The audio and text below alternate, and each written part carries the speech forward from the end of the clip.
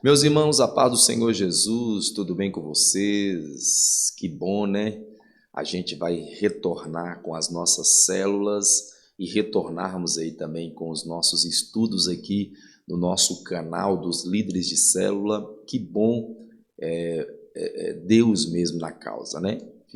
Ficamos aí um bom tempo parado, mas nós vamos retornar agora com força total, com todo vigor, com toda virilidade, né, para a gente alcançarmos aí maiores resultados para a glória do nome de Jesus. Sempre lembrando que é Deus que está na direção de tudo. O Senhor é o nosso Deus, é o nosso Senhor, e nós devemos confiar e descansar nele. Amém? Queridos, nós vamos começar aqui a nossa aula, a nossa lição, trazendo para vocês uma lembrança. Eu não sei se vocês lembram, talvez eu nem comentei com todos, mas eu lembro que eu comentei com o Hudson, que eu gostaria de falar sobre essa temática aqui. Deixa eu só pôr isso aqui, fica mais fácil. Eu gostaria de falar nessa temática aqui, ó, as 5 solas da reforma, as 5 solas da reforma protestante. Eu tinha dito para os irmãos que a gente iria aprender essa temática aqui nas terças-feiras em células. E chegou, né, a oportunidade, chegou o momento para a gente estar falando sobre esse tema, as 5 solas da reforma. Querido, se porventura você não sabe o que é as 5 solas, eu gostaria que você procurasse depois na internet uma pregação, um estudo para você ampliar o seu conhecimento, o seu entendimento sobre esse tema, né? Além de ser muito bom para você como líder aprender e ter mais conhecimento de alguma coisa, vai ser muito bom também para a sua vida pessoal, né? A sua vida particular, sua vida espiritual. Então, procure aí na internet, procure aí uma pregação, um estudo que fale nesse tema, que eu tenho certeza que vai ser de grande valia para vocês, tá bom? Ok. O que vai acontecer na nossa aula de hoje? Hoje eu não vou falar sobre as 5 solas propriamente ditas. Por quê? Porque nós vamos esmiuçar cada uma delas nas outras 5 terça-feira que a gente vai ter. Na aula de hoje, como exemplo das outras, nós iremos fazer uma introdução. Nós vamos fazer uma introdução do que antecedeu as 5 solas. Antes das 5 solas, que é um lema da Reforma Protestante, que é o lema que Martim Lutero produziu, antes de falarmos sobre isso, nós temos que falar do que aconteceu antes da reforma acontecer, ou melhor dizendo, antes destes cinco solas, desse lema, o que aconteceu antes dele? Então nós vamos fazer uma introdução às 5 solas. Então nós vamos falar um pouco sobre a reforma protestante, tá bom? Vocês vão entender, eu vou ministrando a aula, o estudo, e vocês vão perceber melhor do que eu estou falando, tá bom? Vamos lá, vamos começar aqui. A data nossa está aqui, dia 15/9/2020.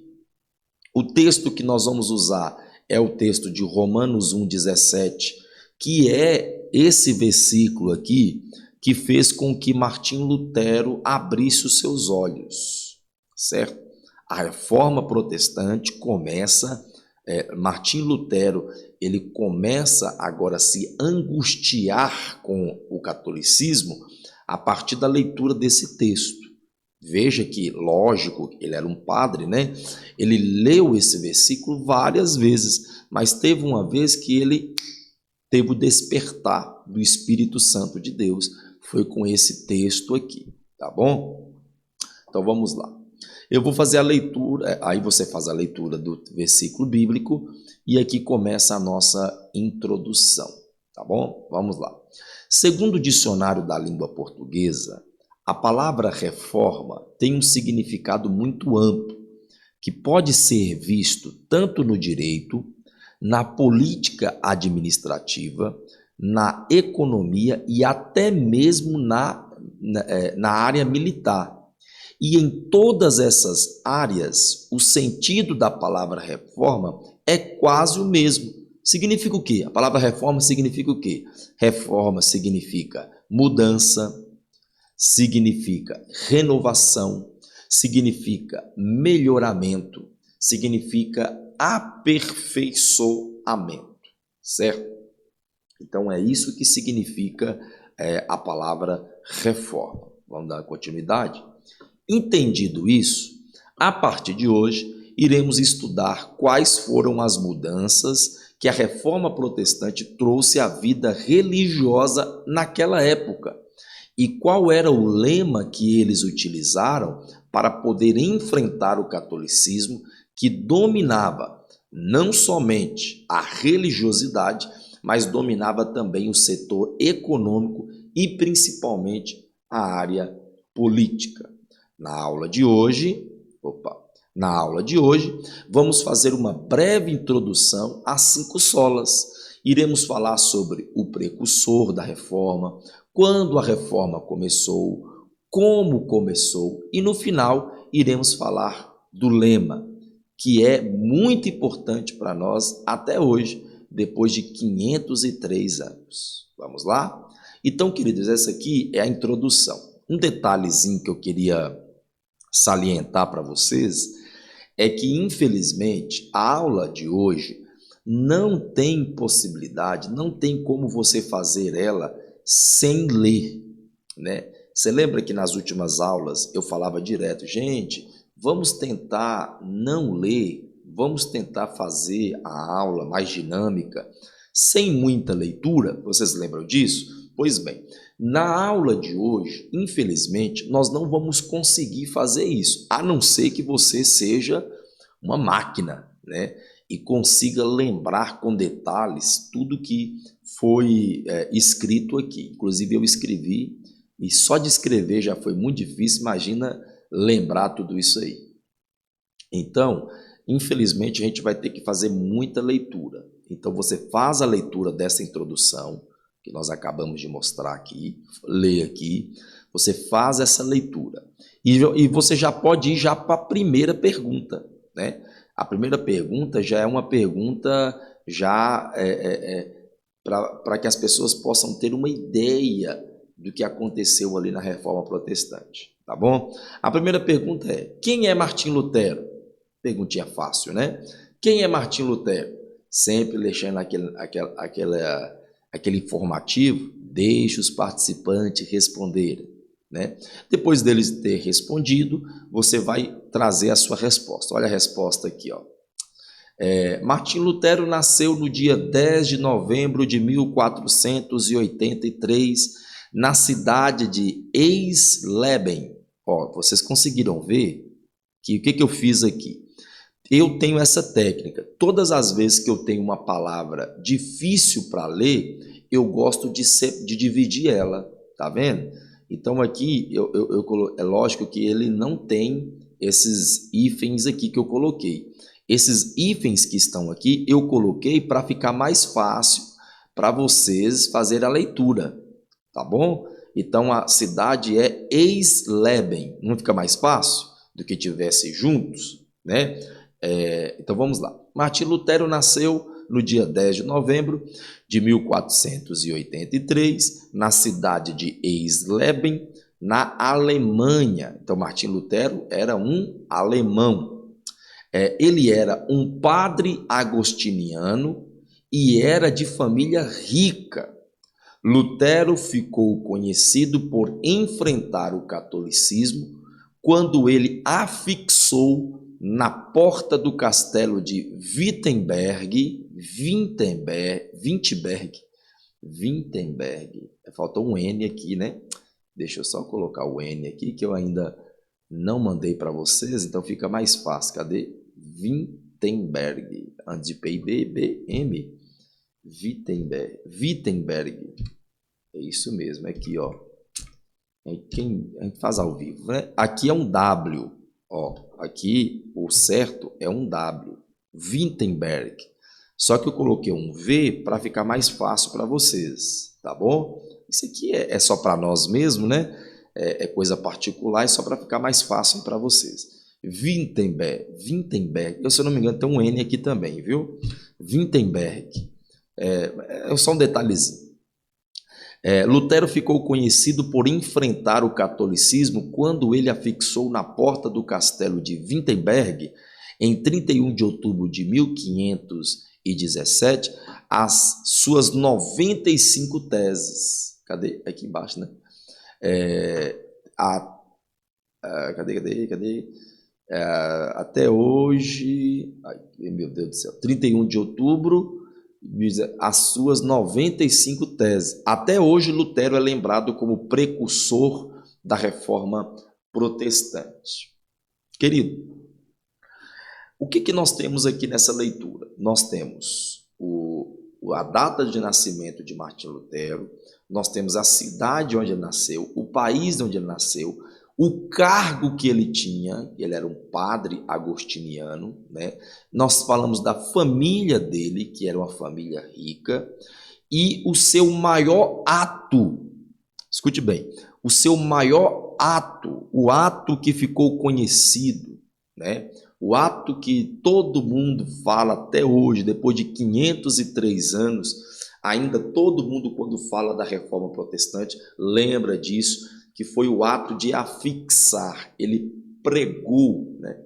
Ele pegou o martelo e pregou nas portas do castelo de Wittenberg, no dia 31 de outubro de 1517, as 95 teses, certo? Então, Martim Lutero é lembrado até hoje como precursor da reforma protestante, aquele que iniciou, aquele que encabeçou a reforma protestante, tá bom? Então, Martim Lutero é de fato um ícone.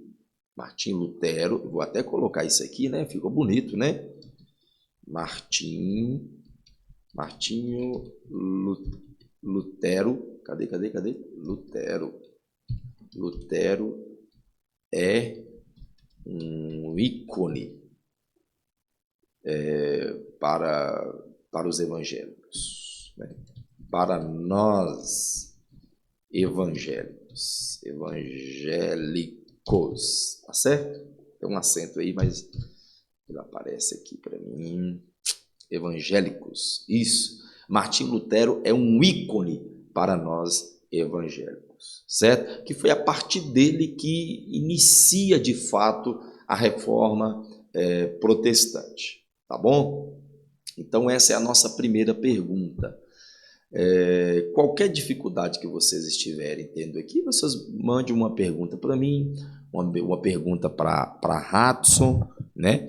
Que para a gente tentar esclarecer para vocês. No grupo mesmo, aqui no grupo da igreja, no grupo nosso de líderes, você pode estar enviando, a gente pode estar respondendo para você. Mas eu acho que não tem nenhuma dificuldade, não. Fez essa leitura, já é bem explicativo aqui, tá bom?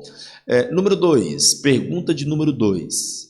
A pergunta é: o que são as 95 teses? Eu não acabei de falar aqui que as 95 teses não foi o ícone que todo mundo lembra, o marco que o ato que todo mundo lembra sobre Martim Lutero? Não disse isso? Então a gente tem que saber o que é, não é? Quais são as 95? O que são, né? Quais são, não, é o que são. O que são as 95 teses? A resposta aqui. Deixa o pessoal responder. Provavelmente poucas pessoas sabem o que é as 95 teses, né? Mas tudo bem, vamos lá. 95 teses era um documento com uma série de comentários e críticas a respeito das práticas da Igreja Católica, práticas tais como indulgência. Martim Lutero batia forte contra essa questão de indulgência.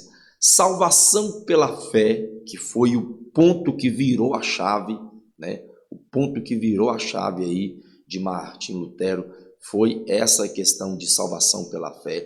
Os juros abusivos, né, que a Igreja Católica cobrava dos seus fiéis, e a questão de livre leitura da Bíblia. A Bíblia não podia ser lida pelos outros, né, pelos leigos. A Bíblia era feita por padres e mesmo assim nem todos os padres tinham esse costume ou acesso à leitura da Bíblia, certo?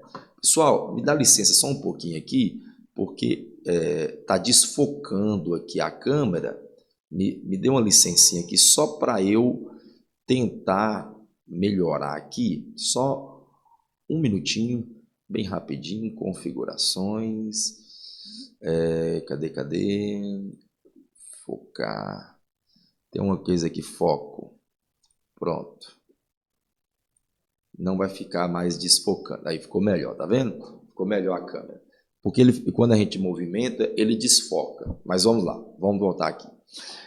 Então, as 95 teses era esse documento, uma série de comentários e críticas a respeito dessas práticas que a Igreja Católica estava tendo, né? E nós vimos aqui algumas delas, né? Indulgências, juros, livre leitura bíblica. Aí eu coloquei uma observaçãozinha aqui, ó. Consegue ver aqui? Uma observação. A ideia de Lutero nesse documento não era separar a igreja. Não era separar a igreja. Lutero não estava querendo dividir a igreja, Lutero não estava querendo rachar a igreja, criar uma nova religião, como muitos católicos acabam dizendo por aí, que Lutero, esse não era o entendimento, o sentimento dele. A ideia dele era reformar a igreja. Pastor, o que é reformar? Olha lá no comecinho. O que é reformar? Lembra? É mudar, renovar, melhorar, aperfeiçoar, certo? Então, essa era a ideia de Lutero inicialmente, fazer essa reforma. Mas como os líderes religiosos não aceitaram as suas palavras, Lutero acabou sendo excomungado da igreja, ou seja, Lutero foi expulso do catolicismo. Então, quando ele fez as 95 teses, eles começaram a questionar ele, a debater, e anos depois, se eu não me engano, 3, 4 anos depois, não me lembro muito bem, 5 anos depois, se eu não me engano, ele acabou sendo expulso do catolicismo, ele foi excomungado, né? Ele foi excomungado aí da fé do catolicismo romano, certo? Ele foi excomungado. Então essa aí é as 95 teses, eram 95 críticas que Lutero fez à Igreja Católica quanto às suas práticas maléficas e antibíblicas, tá bom? Vamos lá, terceira pergunta. Lutero foi o primeiro a enfrentar o catolicismo e muita gente não sei se vai ser aí na célula, mas até hoje muita gente pensa que Lutero foi o primeiro que teve coragem de peitar a Igreja Católica, o catolicismo. Vocês lembram que eu disse lá na introdução que a Igreja Católica comandava a religiosidade, comandava a economia e comandava a política, lembra disso? Então, que Lutero foi o primeiro a enfrentar esse reino, esse domínio da Igreja Católica? Não, ele não foi o primeiro. Ele talvez seja o mais conhecido, né? Talvez ele seja o mais conhecido, mas ele não foi o primeiro. Olha a resposta aqui, ó. Não. Antes de Lutero, houve 2 padres que também não aguentavam mais ver a corrupção que a Igreja Católica estava enfrentando. E assim como Lutero, eles tentaram fazer algo para mudar essa história. Mas, infelizmente, John Wycliffe, na realidade, o nome dele é John Wycliffe, mas para ficar mais fácil, John Wycliffe, tá bom, e John Hus, ou então John Hus. John Hus é melhor, né? Aí, ó, coloca aqui, ó. Mas, infelizmente, John Wycliffe e John Hus foram silenciados e mortos, tá bom? Então, Lutero, ele não foi o primeiro a procurar reformar a Igreja Católica, o catolicismo. Ele não foi o primeiro. Esses dois homens, o John Wycliffe, ou John Wycliffe, e o John Hus, eles tentaram de alguma forma, só que eles foram mortos, a fogueira, né, foi silenciados aí e depois mortos, porque a Igreja Católica não queria que houvesse opositores, né? Eles se julgavam ser perfeitos, e quando surgiram homens como John Wycliffe e John Hus, eles silenciaram e mataram, tá bom? Aí eu coloquei uma observação aqui que eu achei muito interessante, né? Eu coloquei uma observação aqui dizendo o seguinte: observação. Alguém pode se perguntar por que John Wycliffe e John Hus não tiveram sucesso no início da Reforma e Martinho Lutero, sim, Martinho Lutero teve. Por que Wycliffe e Hus não tiveram sucesso e Martinho Lutero teve? Aí eu coloquei 3 motivos aqui. 3 motivos. Existem 3 respostas para isso. Primeiro, Deus, sem sombra de dúvida, né? Ninguém aqui duvida disso, certo? Então, Deus em primeiro lugar. Deus queria que fosse Martinho Lutero aquele que ficasse mais conhecido, aquele que fosse o ícone, né? Outra coisa que fez diferença foi o material humano. Esses outros, Wycliffe e Hus, eles não tinham o tanto de adeptos quanto Martinho Lutero tinha com ele. Ele não tinha tanta pessoa em apoio quanto Martinho Lutero teve. E, sem sombra de dúvida, uma outra coisa que ajudou muito, muito, muito Lutero foi a presença da imprensa. Gutenberg, ele tinha acabado de inventar a gráfica. Então ficou muito mais fácil a distribuição de Bíblias. Ficou muito mais fácil a distribuição das 95 teses. Ficou muito mais fácil de propagar, né, os ensinamentos, certo? Então a imprensa, né, ajudou muito, auxiliou muito Lutero concernente a isso. Sem contar também que Lutero teve a participação de alguns reis, né, de alguns poderosos que ajudaram também aí nesse sentido, né? Então é por isso que Lutero teve mais sucesso do que Wycliffe e John Hus, tá bom? É só um detalhezinho, mas que fica gostoso, né? Incrementa um negócio, fica saboroso, tá bom? Verso 3. Pergunta de número 3. Eu acho que é pergunta de número 4. Pergunta 4, viu, gente? Aqui, deixa eu só mudar. Daqui a pouco a gente vai fazendo ao vivo, né? Pergunta 4. Depois que Lutero foi expulso da igreja, o que aconteceu com ele? Eu acho que quase ninguém vai saber disso aqui, mas tudo bem. Lutero seguiu com o seu trabalho e com os seus estudos teológicos e formulou o princípio das 5 solas. Foi logo depois que Lutero foi expulso que Lutero vai então desenvolver as 5 solas, ou formular as 5 solas. Pastor, quais são as 5 solas? Vocês já ouviram falar delas, né? Sola fide. Lembrando que sola e fide são palavras no latim, tá bom? São palavras latinas, que veio do latim. Aí sola significa somente. Deu para entender? Então, toda vez que você vê no latim a palavra sola, você está lendo em português de somente. Então, sola fide. Fide em português é fé. Entendeu? Sola scriptura. Somente a escritura.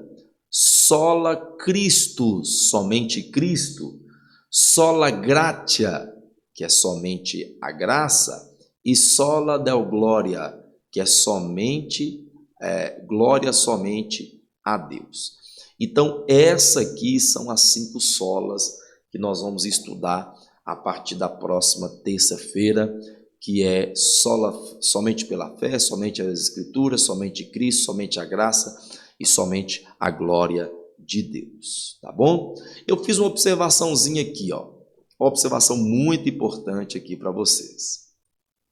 Lutero elaborou as 5 solas como forma de proteção, pois nesta época o catolicismo tinha o Papa como fonte de autoridade maior, querido.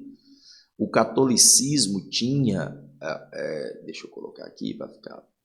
O catolicismo tinha o Papa como fonte de autoridade maior. E nós sabemos que a fonte de autoridade maior é a Bíblia. Para o catolicismo, o Papa era a Bíblia, era maior do que a Bíblia. Conseguiram entender? Aí eu coloquei aqui, ó. E detalhe, ó, vou ler de novo. Lutero elaborou as 5 solas como forma de proteção, pois nesta época o catolicismo tinha o Papa como a fonte de autoridade maior. E detalhe, houve um período antes da Reforma Protestante que chegou a ter até 3 papas ao mesmo tempo. Olha para você ver. Antes de Lutero, escute bem, antes de Lutero iniciar ali a Reforma Protestante, a fixar as 95 teses, houve um período ali naquela época onde chegou a ter 3 papas. 3 papas. E é interessante falar isso por quê? Porque tem muitos católicos estudiosos aí que falam que foram os protestantes que dividiram a igreja. Não, a igreja católica já estava dividida antes da reforma. Antes da reforma protestante, a igreja católica já estava dividida. E o exemplo disso é isso. Como que pode uma igreja unida ter 3 papas? Um papa na Alemanha, um papa em Roma, outro papa na Espanha, né? Não existe isso. Então eles já estavam divididos. Aí a pergunta é, peraí, se o papa é a fonte de autoridade maior e existe 3 papas, e agora? O que vai acontecer? Certo? Então veja que a ideia do catolicismo era o papa. O papa era a autoridade. O que o papa dissesse, o que o papa falasse, era o que deveria ser acatado, era o que deveria ser realizado e obedecido. Certo? Vamos dar continuidade à leitura aqui. Por isso que as 5 solas era e é muito importante, pois ela nos faz voltar para a verdadeira e única fonte de autoridade neste mundo, que é a Bíblia. Tá bom?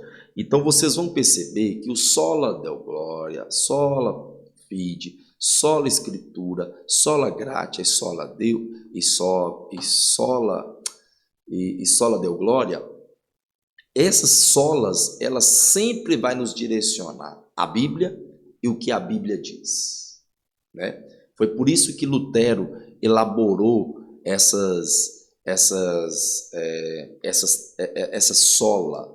solas, para que todo o povo visse que a autoridade não estava nos homens, a autoridade estava na Escritura, na palavra de Deus.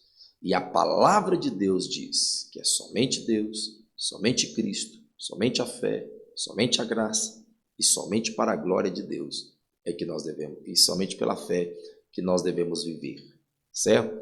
É isso que nós vamos estudar e aprender nas próximas aulas, tá bom, pessoal? É simples, né? Mas requer muita leitura. Então, eu gostaria que vocês fizessem o seguinte: o que vocês vão fazer? É uma liçãozinha. Ó, hoje é terça-feira, vocês vão ter uma semana para fazer isso. Eu quero que vocês leiam, tá bom? Leiam a lição que eu vou mandar para vocês. assistam esse vídeo, façam anotações, rabisca o seu estudo, rabisca ele, grifa, faz complementos que eu estou fazendo, leia, releia. Vocês vão ter que ler essa lição aqui no mínimo 4 vezes. E se não ler, Jesus está de olho em você, tá bom? Tá bom? Tô fazendo medo para você não, mas eu tenho que colocar essa responsabilidade nas suas costas. Você tem que ler pelo menos 4 vezes esse texto aqui, essa lição, tá bom? Se você não ler, está em desobediência, tá bom? Leia pelo menos 4 vezes, absorva, entenda, rabisca o que eu acabei de ministrar aqui para vocês. Não é difícil, mas requer muita leitura para vocês entenderem o que está sendo ministrado, tá bom? Então essa é a ideia. Qual é a ideia? Vamos fazer um resumo aqui. Você não vai, se quiser até anotar esse resumo aí, você pode fazer. O resumo é o seguinte: Lutero foi o ícone, aquele que foi o precursor da Reforma Protestante, apesar de antes dele haver outras pessoas que tentaram reformar, mas não conseguiram, né? Então, Lutero foi o reformador, foi o precursor. Ele conseguiu isso quando ele iniciou isso, quando ele afixou as 95 teses. O que são as 95 teses? São comentários que Lutero fez contra as práticas antibíblicas da Igreja Católica. Qual outra coisa também? Logo depois que Lutero foi expulso, porque depois que ele fixou as 95 teses, ele foi expulso. Ele então formulou a sua teologia e formulou as 5 solas. Foi nisto aqui que dá início, foi com isso aí que teve início então a Reforma Protestante. Ok? Então basicamente é isso o que é a Reforma Protestante, tá bom? Aula que vem, próxima lição, nós vamos entrar então para cada um dela aqui, ó, somente pela fé. O que a Bíblia diz? O que a palavra de Deus fala? O que é isso? Nós vamos explicar isso aqui. Depois, somente as Escrituras, somente Cristo, somente a graça e somente para a glória de Deus. Tá bom? Pessoal, finalizamos então o nosso estudo. Só que nós vamos finalizar com 2 aplicações. 2 aplicações. Vamos lá? Vamos ler? Primeira aplicação. A história da Reforma, a história das 95 teses, a história de Lutero não é uma simples história de heróis, mas sim uma história de como Deus cuida da sua igreja. Como Deus sempre levantará ela dos seus tropeços, de como Deus sempre terá ela como preciosa. Por que eu estou falando isso? Por que eu estou falando isso? Por que eu escrevi isso aqui na nossa lição? Porque a Reforma Protestante, irmãos, ela vai muito mais além do que esse um marco histórico para nós evangélicos. Ela mostra o cuidado de Deus. O catolicismo está levando o cristianismo para a lama, para a fossa. Sabe o que Deus fez? Deus não deixou. Deus não deixou. Deus amou essa igreja pecaminosa. Deus amou esse povo mau. Deus olhou para o tropeço do catolicismo e poderia muito bem falar assim: eu sei que vocês quiseram assim, então vá, viva agora do jeito que... Não, Deus não fez isso. Deus não deixou ao bel prazer. O que Deus fez? Deus cuidou da igreja. Deus então levanta esses homens para apontar para o pecado do catolicismo, para apontar para os seus erros e renovar ela, mudar ela, transformar ela. Isso é o cuidado de Deus. O amor de Deus é visto nas Escrituras, o amor de Deus é visto na morte de Cristo na cruz, e o amor de Deus é visto ao longo da história. E a história da reforma é a revelação e a demonstração o quanto que Deus ama a sua igreja, cuida da sua igreja. E toda vez que ela tropeça, Ele levanta. Nós fazemos parte da igreja e Deus tem cuidado de mim, Deus tem cuidado de você, Deus tem cuidado de nós. Por isso nós devemos simplesmente descansar no Senhor, confiar nele, acreditar nele, termos fé no Senhor e Ele fará a sua vontade ser realizada. Amém? Então essa é a primeira aplicação. Descanse o seu coração. Deus cuidou da igreja, Deus está cuidando da igreja e Deus sempre vai cuidar da igreja. Deus cuidou de você, Deus está cuidando de você e sempre vai cuidar de você. Tá bom? Essa é a nossa primeira aplicação. Segunda aplicação. É cheio de perguntas aqui. A igreja de hoje precisa de uma reforma? Sim, e urgente. Mas quem seria a pessoa que teria essa força? Qual seria a igreja que encabeçaria essa reforma? Aos olhos humanos, infelizmente, não existe homem, mulher ou igreja com uma força assim. O que fazer? Vamos deixar do jeito que está? Vamos cruzar os nossos braços? Vamos nos conformar com essa situação? Não. Eu posso ser um Lutero da minha própria vida. Eu posso mudar, aperfeiçoar, melhorar a mim mesmo para a glória de Deus. Eu não preciso, irmão. Nós não precisamos de um homem, um famoso, um ícone hoje, mesmo porque aos olhos humanos é impossível isso acontecer, né? Olhando humanamente, quem seria o pastor, o missionário, o ícone evangélico que teria força de mudar as igrejas hoje? Não tem, humanamente não tem, é só Jesus mesmo. Mas por causa disso eu vou cruzar os meus braços? Por causa disso eu vou deixar do jeito que está? Não. Eu posso ser o Lutero de mim mesmo. Você está entendendo? Eu posso ser o Lutero. Eu posso reformar o meu coração, mudar a minha vida, os meus conceitos, me aperfeiçoar como cristão, me aperfeiçoar como crente, como servo de Deus, mudar o que está errado, transformar o que está errado. Eu vou ser o Lutero da minha casa, eu vou ser o Lutero da minha vida, eu vou ser o Lutero da minha mente, do meu coração, do meu espírito, da minha vida espiritual. Conseguiram entender? Pois bem, Jesus, na sua infinita bondade e graça, vai trazer reformas, quer trazer reformas à sua vida em nome de Jesus. Aperfeiçoamento, melhoramento. Essa é a vitória de Deus, a bênção de Deus para nós, em nome de Jesus. Amém? Queridos, e finalizamos aqui então a nossa lição, né? Tivemos aí 37, já estamos indo para 38 minutos de aula. Foi muito bom essa conversa aqui, essa ministração. Lembrando que se vocês tiverem algum tipo de dificuldade, me avise, né? Fale aqui com a gente, mande uma mensagem para mim ou para a Hudson, que a gente vai estar com toda a alegria do mundo pronto para auxiliar vocês aí em alguma coisa, tá bom? Querido, forte abraço, fique com Deus, Deus te abençoe, tenha um ótimo dia, uma ótima semana e bom retorno de células para a glória de Jesus e que venha muitas almas e muito ensinamento para a glória de Jesus. Forte abraço, fique com Deus, até a próxima, tchau, tchau.